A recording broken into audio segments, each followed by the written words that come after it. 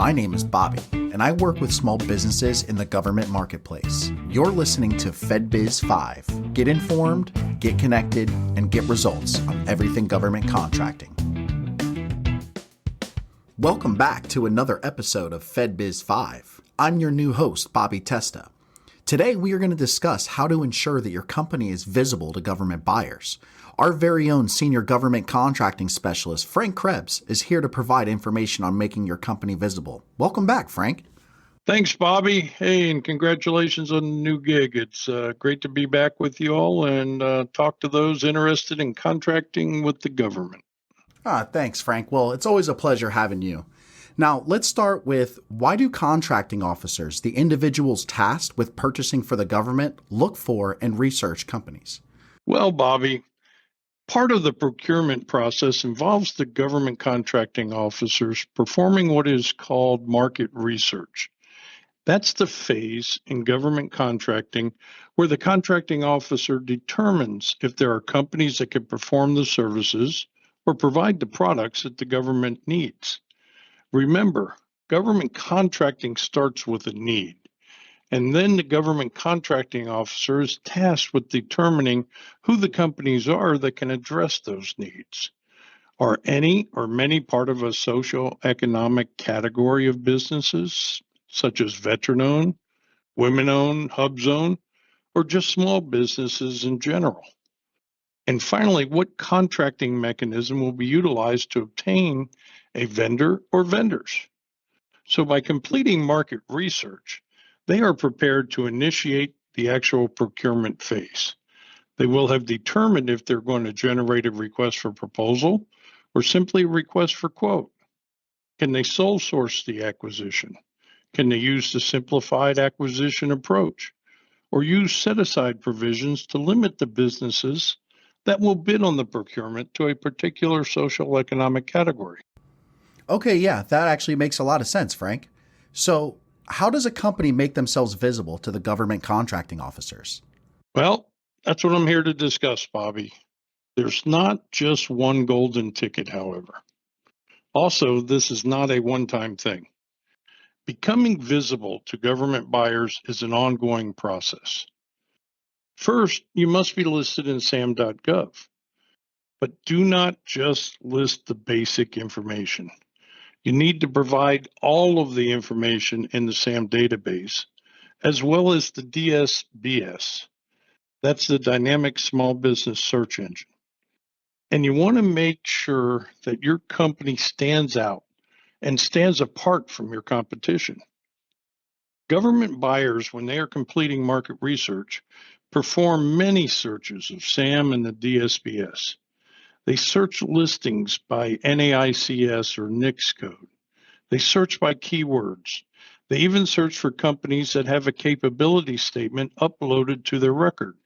So you must have all this information included in these systems. So when the government has a need, first thing they do is look for potential vendors. They look within their agency to determine if there are any current vendors, including any subcontractors who can do that work or provide the products needed.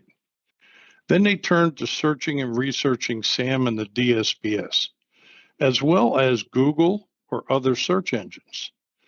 So this is why it is critical to know what people are saying about your company and make sure that your company has high customer service marks and that you appropriately manage all comments about your firm. Okay, so what you're saying is it would behoove vendors, especially new vendors to government contracting, to hire an experienced business development firm such as FedBiz Access to ensure that these areas in SAM and DSBS are not just completed, but that it provides the government with necessary insight into their business and ensures maximum visibility. Is that correct? Absolutely, Bobby. Businesses need to develop a government readiness level plan, and FedBiz Access works with vendors to guide them and support them through this process. It starts with making sure all information is properly added to SAM and the DSBS, including all applicable NAICS codes and keywords. A capability statement is also a requirement, as this is your government resume and should be professionally prepared. Because as you know, you only have one shot at making a great first impression. Businesses new to government contracting must also market themselves. Reaching out to contracting officers, providing capabilities to those agencies that you want to work with, attending conferences and networking, as well as responding to sources sought announcements and requests for information from government agencies. FedBiz Access also has products to assist with this, including our Federal Connections package and our Market Intel database. Plus, creating your capability statement and developing your online presence with our website development and design team. Yeah, I absolutely see and understand why this is an ongoing process, as there seems to be quite a lot of areas that vendors must provide input to ensure they are visible to the government. Is that correct? Definitely. Absolutely, Bobby. Government buyers use everything available to them to locate the right business for their agency. Remember, these contracting officers are typically risk averse. So if they cannot find information about a company and verify that the business is viable, they generally will not work with them. In addition to what I've already mentioned, buyers also review LinkedIn and other social media in an attempt to locate vendors. Most agencies also maintain a list of vendors, including maintaining capability statements. So check agency websites for how to get registered with an agency and look to subcontract with existing government vendors. This is the best way to learn the business of government contracting and also a great way to become visible, as contracting officers know those companies that are being used to subcontract, and subcontracting helps to build your government resume. That is incredible information, Frank. Any final thoughts or comments?